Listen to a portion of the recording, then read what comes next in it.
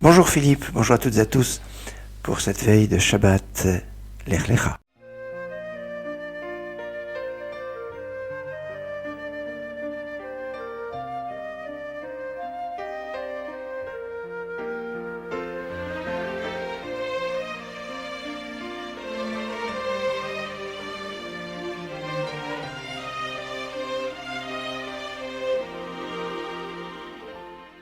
Shabbat Lech Lecha, Shabbat, on va lire la paracha Lech Lecha, ça va avoir un lien avec le Shabbat d'une façon particulière puisque on introduit en général le Shabbat avec le chant Lecha Dodi Likrat Kala, Lecha, Lech Lecha, ah oui, on a un petit peu cette même racine, ce qui compare le Shabbat à cette reine, la reine, Shabbat Hamalka, Shabbat la reine, et j'aimerais dans le prolongement de notre réflexion de ce matin de faire un lien avec Sarah qui veut dire, qui s'appelle Sarai au début, qui est la princesse, qui va s'appeler Yiska, mais justement, arrêtons-nous un instant sur le premier nom de Sarah, qui est Sarai, le nom de Sarai, ma princesse, qui est Sarai, c'est les mêmes lettres que Yachar, droit.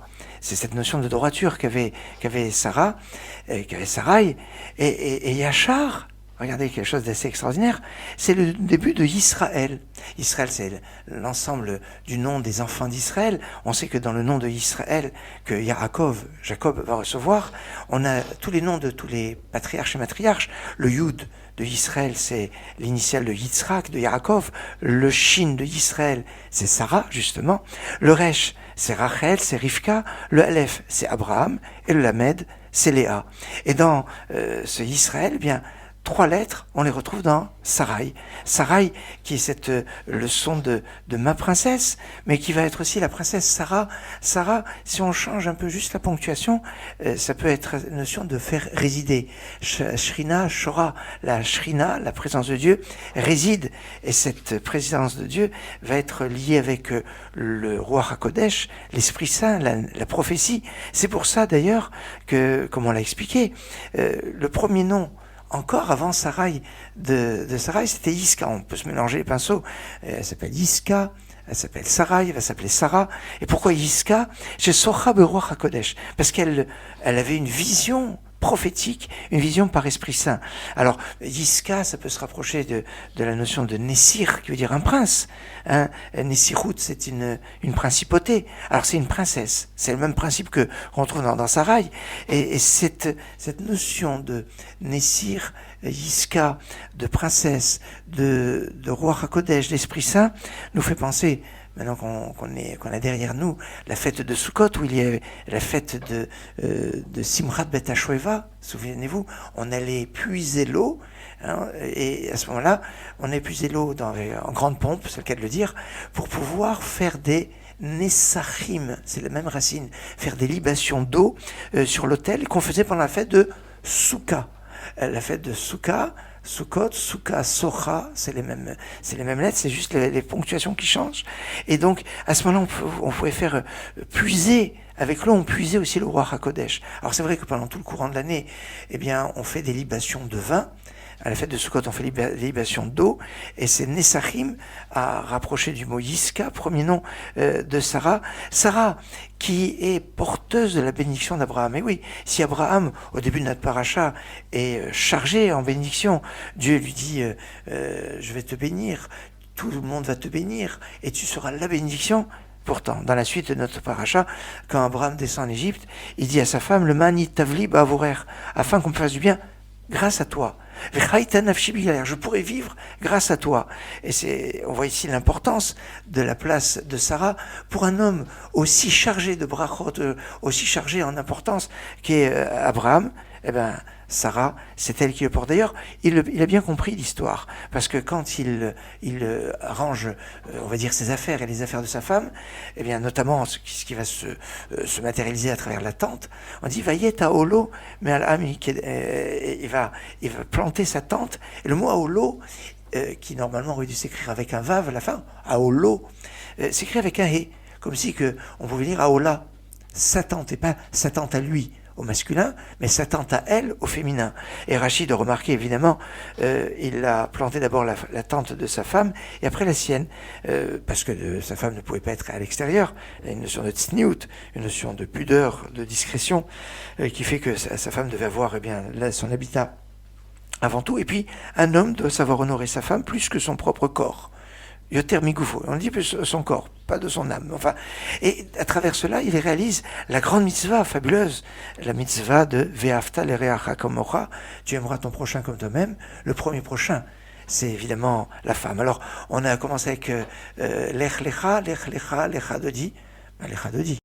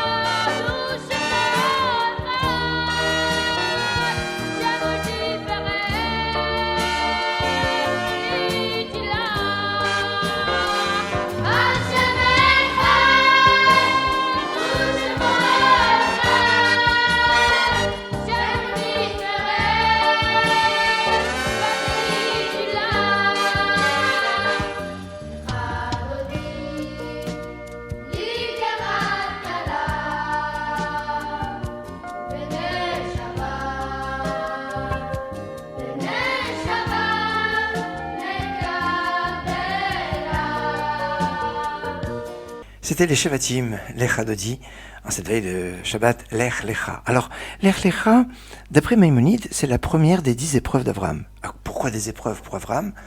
Pas pour montrer à Dieu ce qu'il est capable de faire, mais pour démontrer à l'homme, à Abraham, les potentialités qu'il peut avoir et de le mettre à l'épreuve contre lui-même quelque part, pour pouvoir se permettre de se dépasser. Un S, c'est un miracle. C'est sortir quelque part de la routine, de la nature, mais c'est aussi mettre en exergue. Un S, c'est un mât. Et donc, les nisyonotes, les épreuves qu'une personne peut rencontrer dans sa vie, ça peut lui permettre de grandir, de savoir se dépasser, se surpasser. Et c'est ce que Abraham va avoir, et le Rambam, Maïmonide, va faire un dénombrement de ces 10 épreuves, 10 épreuves qui sont un peu comme les 10 générations qui vont d'Adam jusqu'à Noach, 10 générations qui vont de Noach jusqu'à Abraham, des 10 paroles de la création, des 10 paroles de la révélation, des 10 plaies d'Égypte. Eh oui, si vous voulez plus de détails, vous avez qu'à apprendre le 5e chapitre des Pirkei Avot, qui commence avec des rapprochements entre tous les 10 qu'on retrouve, et notamment les 10 épreuves d'Abraham. Et en commentaire justement sur cette Mishnah, Rambam Maïmonide va dénombrer va les nommer, ces 10 épreuves d'Abraham. Alors la première, c'est ce fameux Lech Lecha, va-t'en. Alors c'est va-t'en, mais c'est peut-être aussi pas seulement de la maison de ton père, mais à partir de la maison de ton père. C'est-à-dire que, souvenons-nous, à la fin de la paracha la semaine dernière, Terach était parti pour aller en Eretz Kenan, mais il s'est arrêté à Haran, il s'est arrêté en route. Et peut-être que le Lech Lecha, c'est de dire à Abraham, tu dois aller au-delà de ce que ton père a fait. Ton père n'est pas allé jusqu'au bout de ce qu'il devait faire. Alors à partir de là où il s'est arrêté, ton père Abraham, eh bien, sache aller au-delà, et c'est ça, ce Lech Lecha, mi bet avira, de la maison de ton père. C'est ce que le rabbin Jonas nous a fait partager dans une belle réflexion.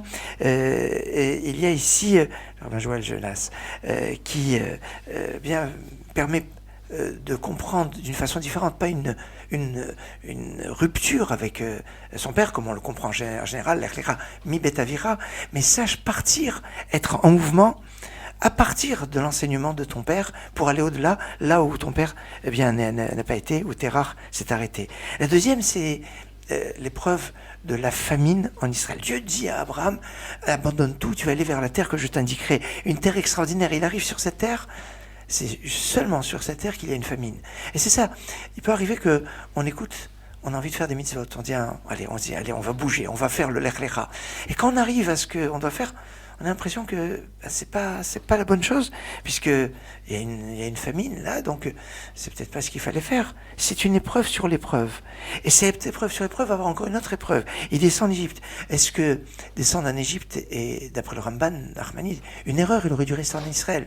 Mais enfin bon, il descend en Égypte et peut-être parce que Masavot Siman Abanim, ce qui va faire à travers sa descente en Égypte et sa sortie d'Égypte va préfigurer un peu la sortie d'Égypte des enfants d'Israël, la descente en Égypte. Enfin, il y a des choses qui sont fortes.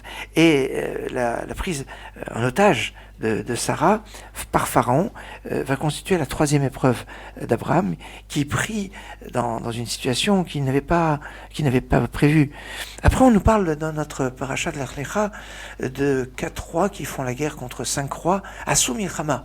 Les textes vont nous dire que c'était la première guerre. Ils ont créé le principe de la guerre. Et ces rois puissants, qui étaient ces 4 rois contre les 5 rois, vont être un petit peu aussi une sorte de symbolique des 4 exils que les enfants d'Israël vont traverser à travers les siècles. Et Abraham, en faisant la guerre à ces 4 rois et en sauvant Lot, c'est quelque part Lot, l'ancêtre de Moab, le père d'un fils qui va être Moab, qui va naître dans des conditions que je tairai ici, mais qui va être un peuple qui va donner naissance à une femme extraordinaire qui s'appelle Ruth, qui est l'ancêtre du roi David, l'ancêtre du Mashiach. Abraham, en faisant la guerre contre ces 4 rois, qui est le symbole de ces 4 exils, va essayer de sauver le Mashiach et de l'issue positive de l'histoire. C'est la 4e épreuve, c'est la guerre qu'Abraham doit mener contre ces 4 rois. La 5e, c'est le fait de prendre comme épouse Hagar et quelque part de désespérer d'avoir un enfant de Sarah. Alors, c'est une épreuve de prendre Hagar, qui était une princesse égyptienne, la prendre comme épouse, c'est considéré comme une épreuve. La 6e épreuve, c'est la Mila, la circoncision qu'Abraham va se pratiquer alors qu'il est à un âge avancé et se trouver en situation de faiblesse face à des peuples autour de lui qui pourraient profiter de ce moment de faiblesse pour l'attaquer, ou c'est le risque de cette Mila, c'est de se séparer, lui qui donnait, qui avait cet accueil des personnes. Et cette épreuve de la Mila, c'était aussi peut-être se couper. La Mila, c'est couper, de se couper du monde. La Mila, 6e épreuve. La 7e épreuve, c'est encore Sarah qui est prise en otage, qui est en captivité par Avimelech.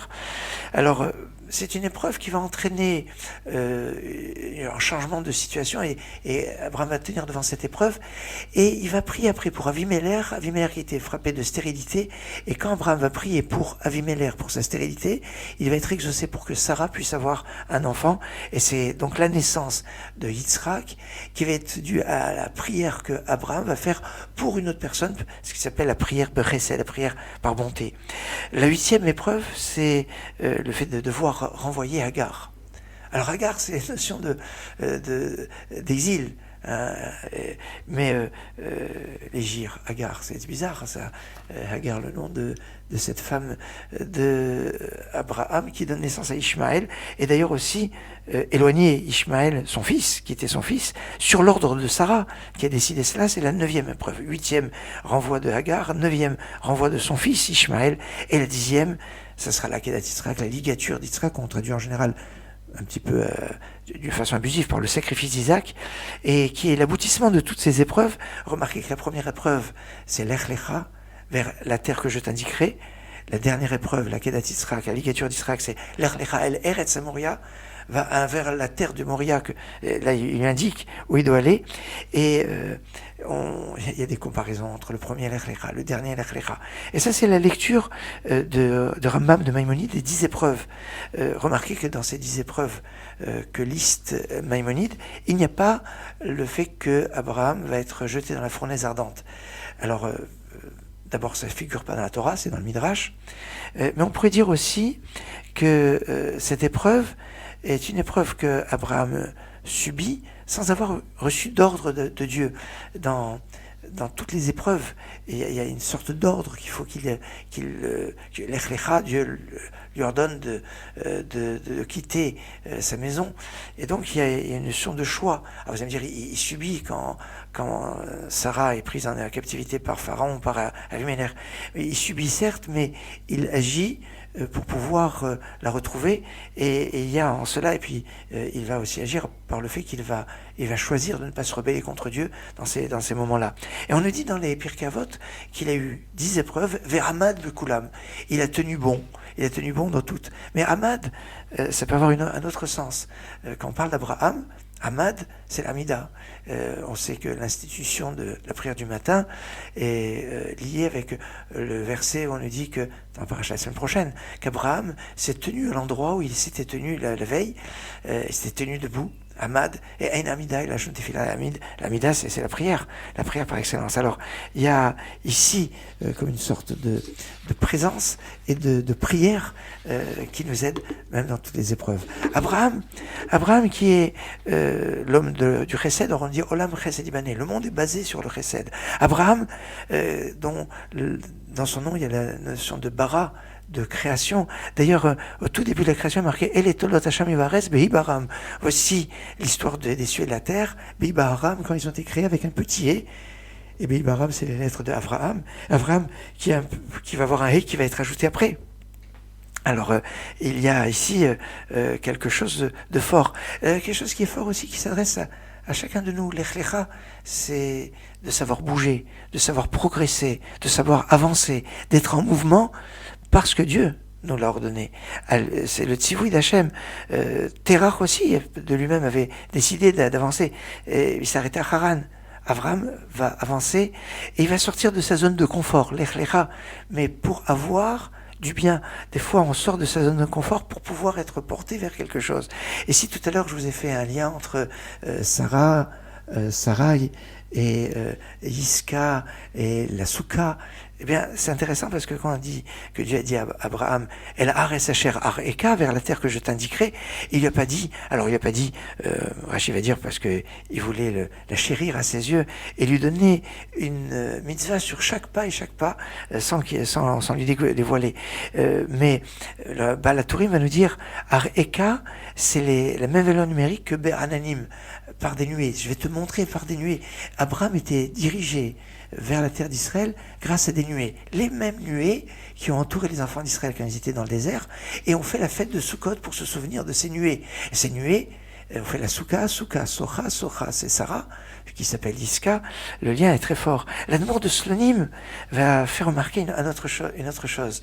C'est que le kaf final, vous savez, peut avoir une valeur numérique différente parce qu'il est final de sa valeur quand il est en début de mot ou au milieu de mot. Et en finale, les 5 lettres finales continuent les centaines après la lettre Tav. Les valeurs numériques des lettres, ça va donc de Aleph jusqu'à Tav. Et après les dizaines, après les unités, on a les dizaines, après les dizaines et centaines.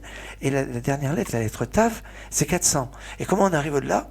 Alors, il y a un système où on va prendre les lettres finales et elles vont continuer les centaines. Le kaf final va valoir 500. Le même final, 600, et ainsi de suite, jusqu'au tzadé final qui vaudra 900.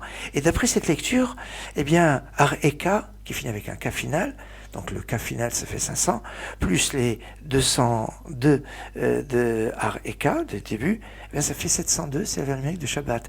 La terre que je t'indiquerai va être le symbole du Shabbat. Et cette année où on est dans une année shabbatique qui a une incidence sur la terre d'Israël, il y a quelque chose de fort. Et puis c'est tellement fort que le rapport qu'il y a entre la terre d'Israël et en dehors d'Israël, c'est le rapport qu'il y a entre le Shabbat et les jours de semaine. Remarquez quelque chose d'intéressant, parce qu'on a le Shabbat, la terre d'Israël, d'un côté, et puis en dehors, on a le Chol, donc, qui est le monde des 6 jours profanes. Et comment on appelle en dehors d'Israël? Chutz la'aretz. Chutz la'aretz, écrit en abréviation, c'est Chul. chul chol, ben c'est cette notion de ce qui est extérieur. Alors il y a cette notion intéressante que je voulais vous faire entre le temps et l'espace, le temps du Shabbat avec le temps de la semaine, l'espace de la terre d'Israël avec l'espace en dehors d'Israël.